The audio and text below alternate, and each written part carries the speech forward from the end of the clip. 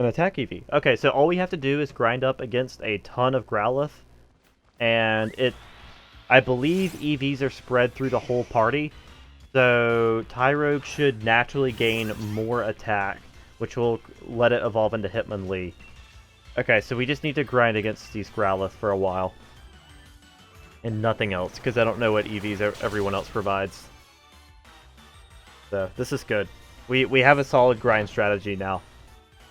Which is sometimes all you need. Hopefully this kills. Yeah, nice.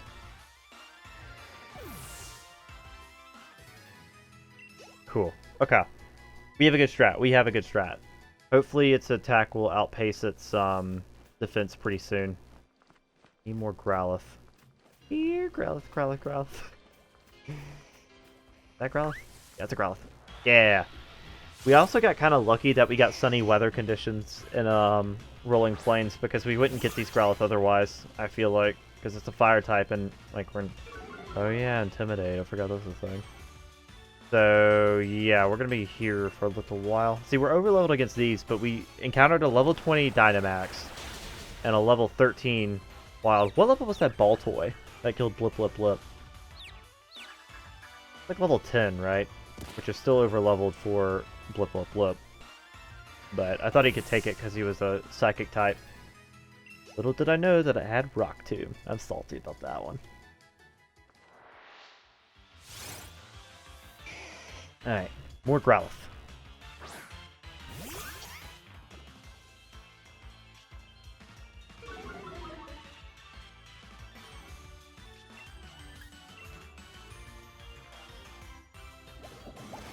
Yeah, if y'all don't know how EVs work in Pokemon, I'll give a brief description of them. So basically, whenever you fight and defeat a Pokemon, you gain an effort value, or an EV, in a particular stat. That EV, every 4 points you gain, will add 1 to your stat total for that stat. There are ways you can manipulate how many EVs you get. Some Pokemon provide 1 EV in a stat, some provide 2 or 3. But the more important ones are items. There's an item called a Macho Brace, which doubles your EV output. And there's also held items called Macho, they're like braces and stuff. That I'm just checking. Yeah, we'll use a potion. So there's also braces that you can get. All these items are very far down the road. We won't be able to use them, which is why I'm not worrying about EV grinding.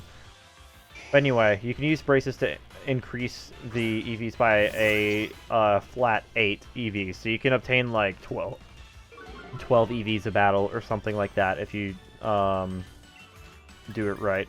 Anyway, like I said, every 4 points you get in an EV contributes 1 point to your raw stat, the actual number that's displayed and used for calculations.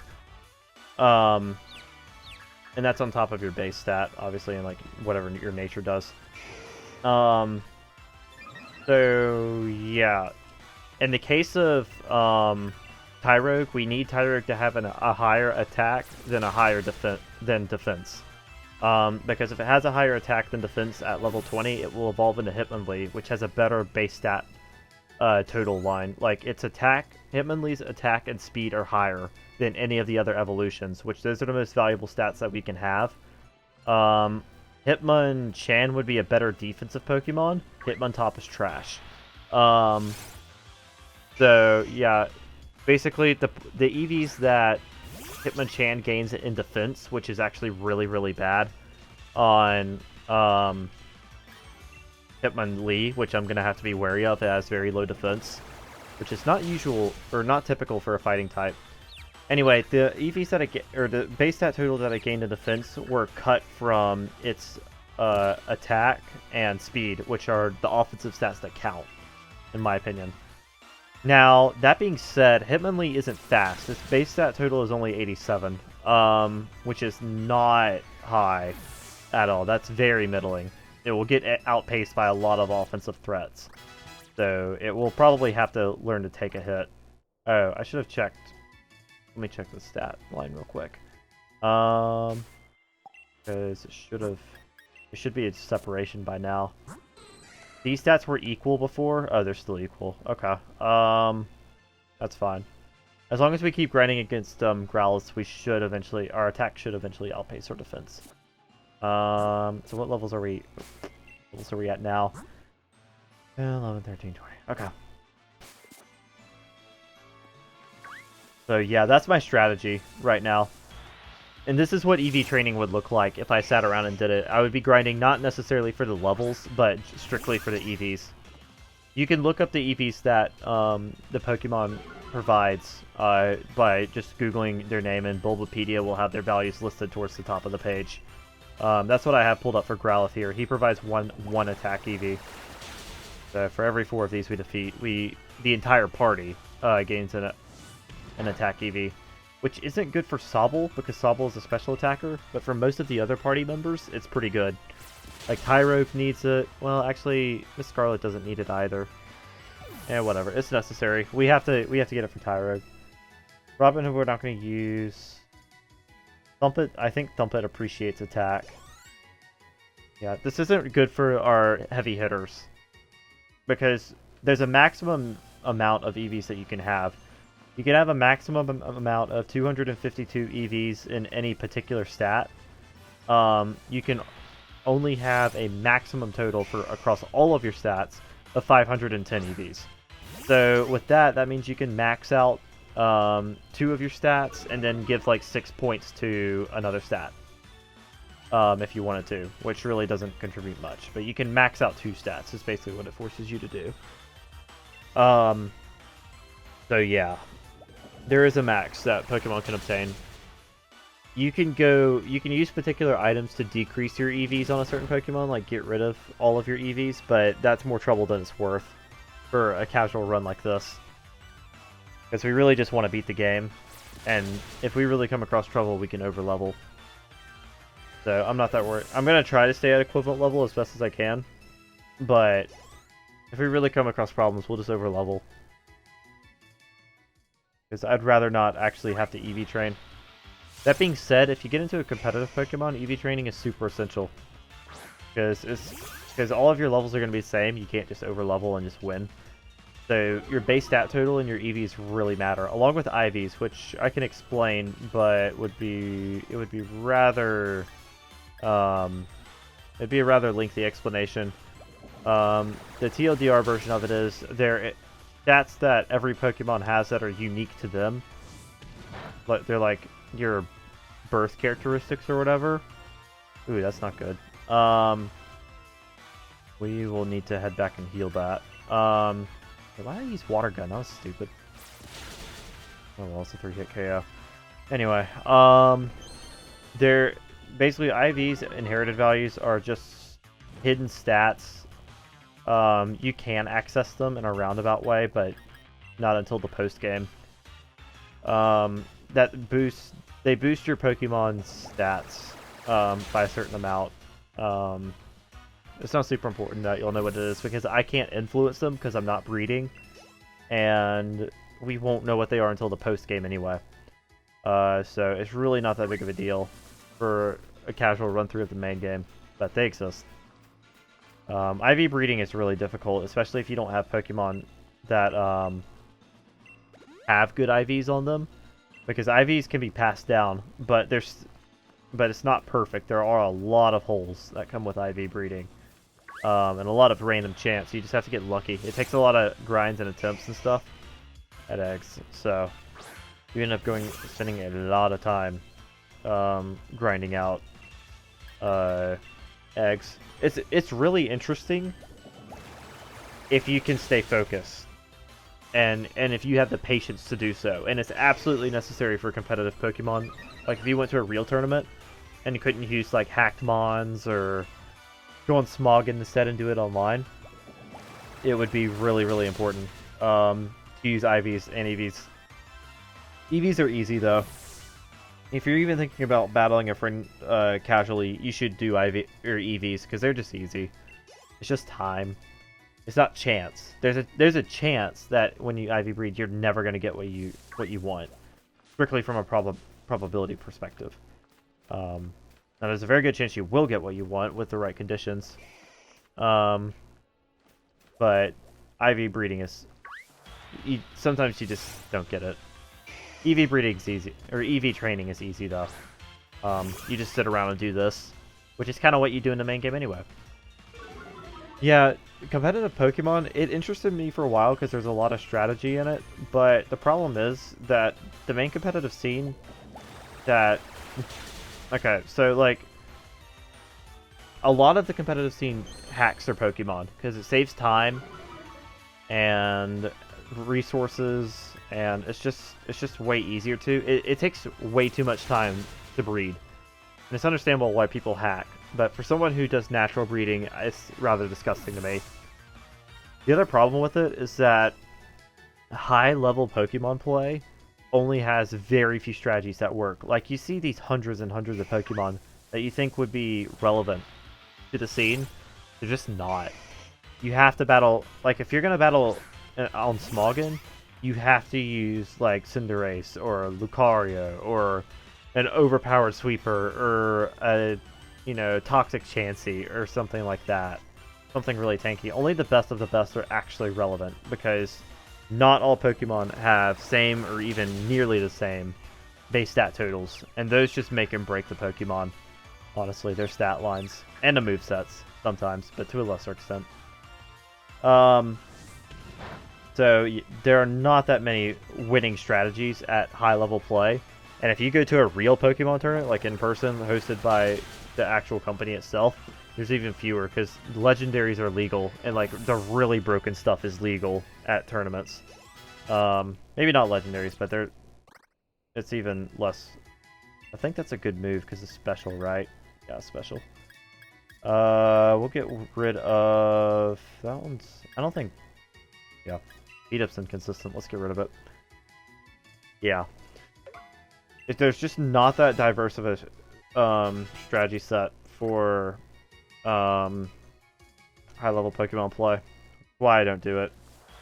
I like playing it to some extent, but knowing there's more kind of turns me off. Because it's just... You know, something that people don't take... They take it seriously, but they don't go about it honestly. Which was kind of my issue with chess. So, same problem here. If you go on like Cerebi though, and like you want to get into breeding and stuff, it's a really nice community there. I've had good experiences with them. You have to be careful you're not getting scammed and stuff, but you know, there are people in the community out there that can help you and stuff. It's not a toxic community at the base level, but I think upper level, So. I watch a lot of Pimp Night videos though. I really like watching his sweeps, and I've seen a number of Wolf videos. He's a top Pokemon player. So yeah. There's good content out there for Pokemon for sure. Their health. Good. Actually, I want to check. Yeah, Wolf is good.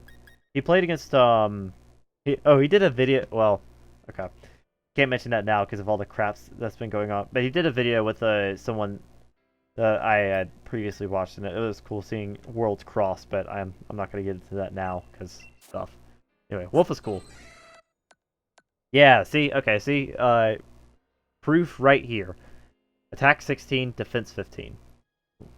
Those stats are the exact same for base stat totals. Yeah, I meant that. Yeah, that tuber. Yeah, so the base stat totals for Tyrogue are all the same. It's like 55 the whole way down. But we have a higher attack now than defense because we've EV trained in attack. So, yeah, there you go. Proving that it works. It'll probably grow by a couple more points if we keep grinding, because we've grinded quite a few battles against these Growlithe. Oh, yeah. Nice. 007 is evolving.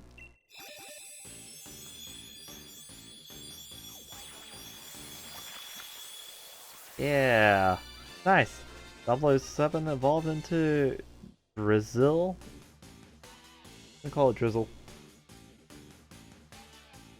Yeah, Ash encounters a ton of legendary Pokemon. 007 has evolved. Yeah. Highly intelligent, but also very lazy. It keeps enemies out of its territory by laying traps everywhere. Yeah, Ash is crazy lucky. I forgot that the starters evolved a level early. Usually they evolve at 16. They evolve at 15 at this level.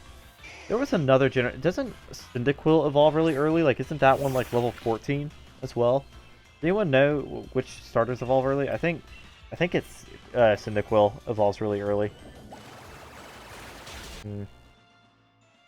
That's not gonna help Bruce Lee. This is actually helpful for Dobble, because this is more this will be more powerful than Pound. For a couple of reasons. One, we get to use our special attack with it, and two, it's base 60 instead of base 40. Yeah, he's very childish no matter the age, but like... I don't know. He definitely feels really young. In Alola. An X and Y 14 seems right. Ish. Kind of takes a step back there too. I haven't really watched much of any of this the recent stuff.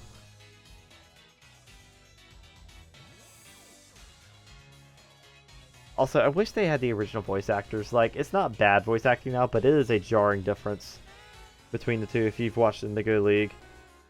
And I definitely feel like the original voice actors were more fit to the character of Ash, for sure. Alright, some Motostoke. We are here. Let us go to the Pokemon Center. Oh, Lily. Yeah, that's her name. Now, she's really young. Hey, Sonia. Yeah. Ooh, she's young, though. Ah, man, I don't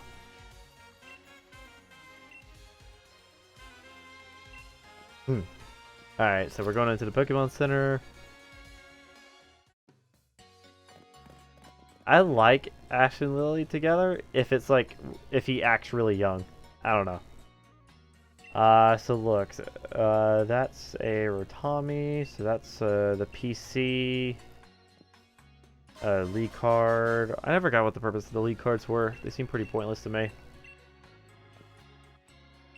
Maybe we'll make one this time. I don't know. I never messed with it in my original gameplay. I don't know. Lily's voice actor just sounds really young. Maybe that's it. She's also very small. Like, she seems like a 10-year-old. Alright, we're gonna heal up our Pokemon. Can you Google what the canon age of Lily is? I'm actually curious. And I'm sure that sort of information's out there. At least the canon age.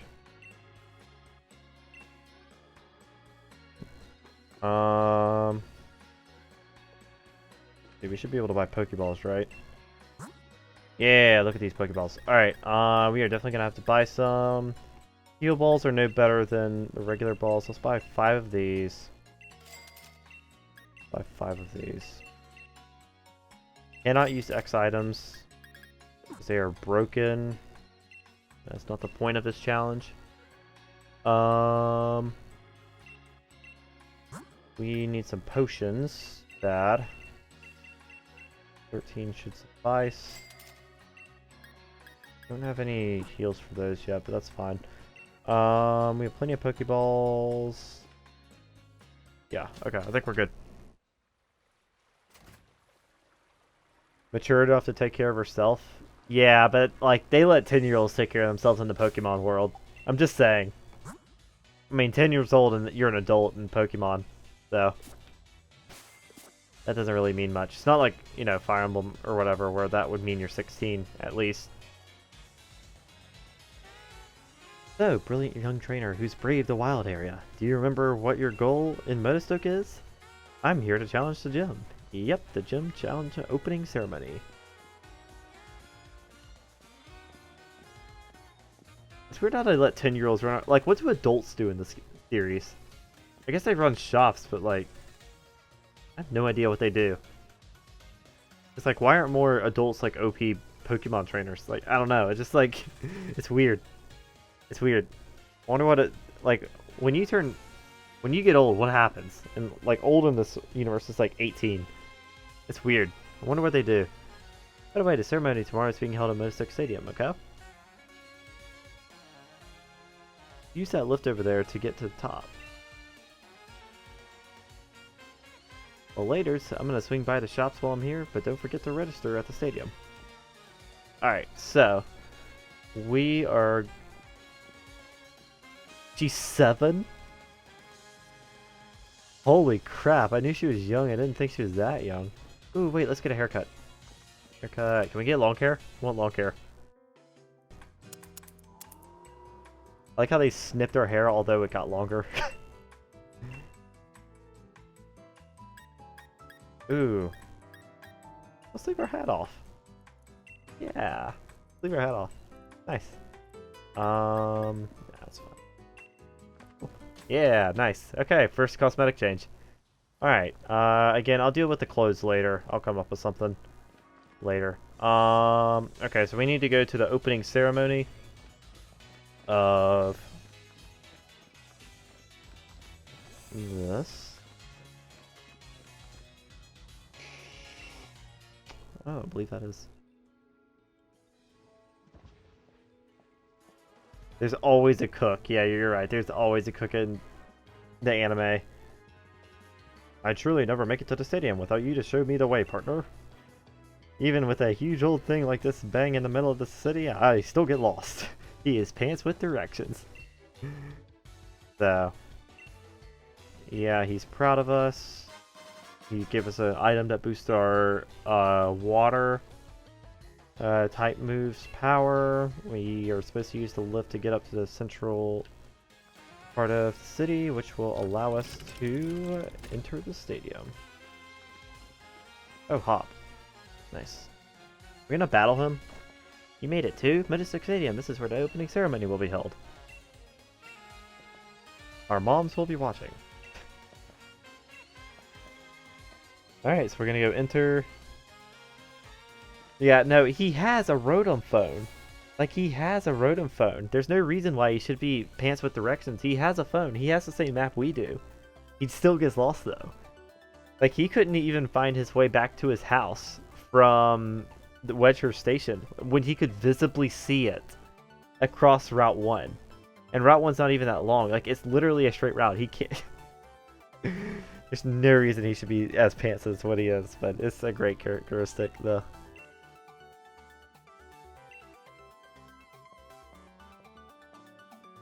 I don't know if I like the medium curls, actually. I might do long and straight. But I don't know, they're like separated in the back. It doesn't really match. I don't know, it's kind of weird. Seriously? What a piece of work. If you're here to register for the gym challenge, I'll need to see your endorsement, please.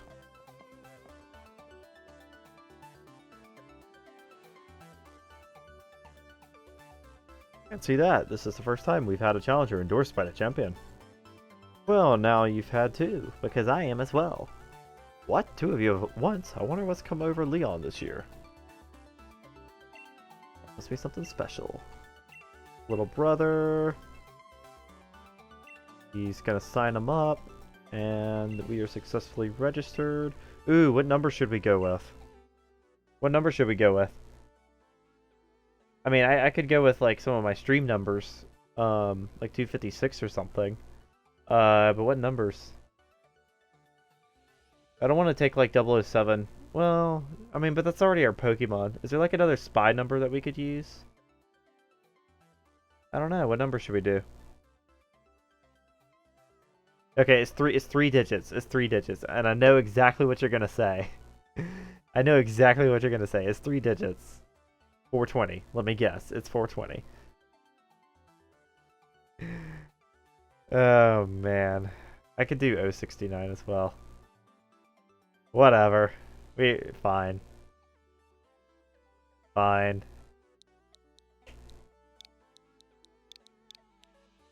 You're terrible, chat. Absolutely terrible. Absolutely terrible. Corrupting the viewers with this number. Fine. Yeah, it's fine. We can change it later if we really want to as well. It's not a, yeah, not a big deal, but. Alright, so we have new clothes, and we are just gonna go hop out of here. To be fair, everyone in this adventure seems older. Like, the main girl character feels like she's 14. Pop kind of feels older too. Oh yeah, we're going to the Dewdrop. Hey, Dewdrop Inn. We have a Badoo. The Dewdrop.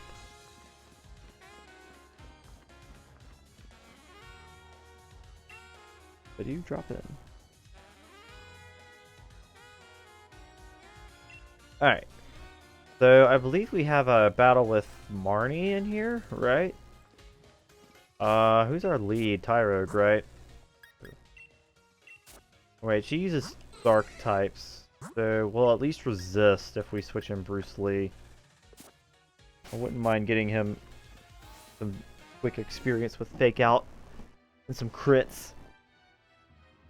Oh, it's Team Yell. I think we battle Marnie. Not sure. Hiya, looks like you both got yourselves registered. How old do you think Sonya is?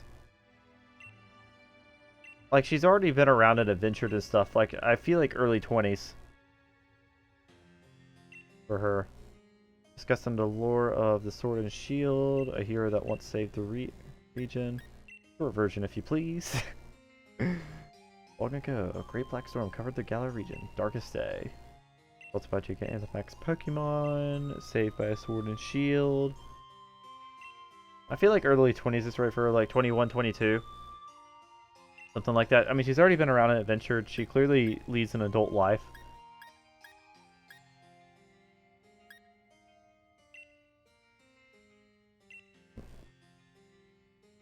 Let's see. We're gonna check into the hotel. You feel like the 30s? That's a little old for me. I mean, she's still getting out here and roughing it with us, so I don't know.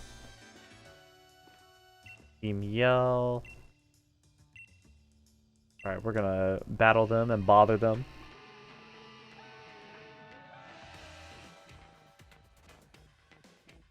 I did go to a Pokemon Center before this, so I think we're good. Didn't we tell you, mate? You get in our way and you're in for a battle. Team Yell is all about helping one very special trainer win this challenge, that is. We want to make sure she gets cheered on nice and proper, and now you're gonna help us. Alright. Team Yell's wholesome. I think they finally got like the goofy team right. Like they tried, I didn't care for Team Goal or whoever they were from Alola. They were fine. They were just a little bit too unserious for me. Yeah, nice. Alright. Focus energy, and then we'll start our tackles. A barrage of tackles.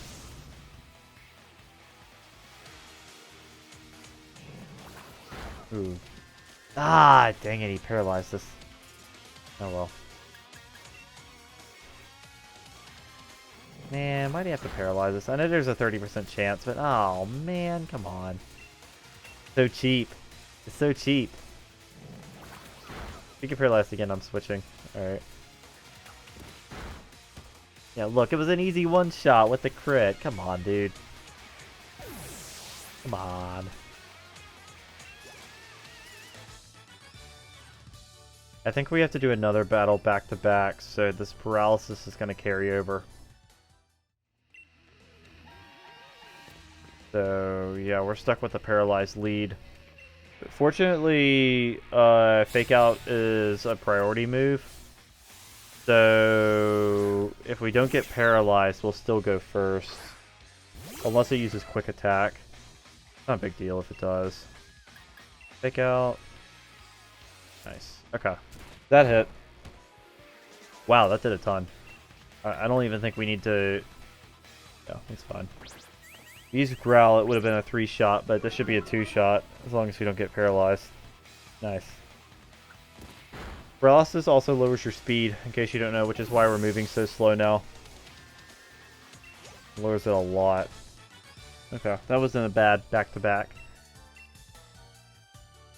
Cool.